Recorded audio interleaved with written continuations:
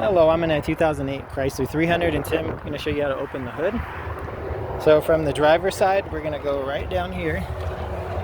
On the left side, you should see a lever here with a little resistance that you're going to pull. That kind of pop sound was the safety being released in the hood.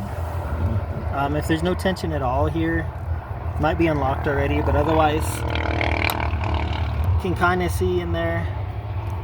There should be some cables. There's a cable. You want to make sure that's connected and has some tension.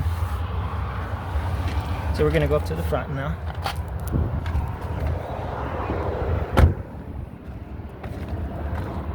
Alright, in most vehicles towards the middle there's going to be your release. As you can see, it's loose now. There we go, got it loosened the rest of the way. So you just feel around until you find your lever. Lever, where's the lever?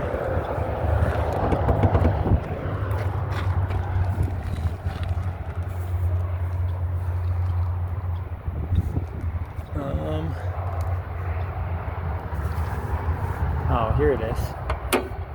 Yep, I was right. It's right in the middle here. Sorry for the few seconds wasted.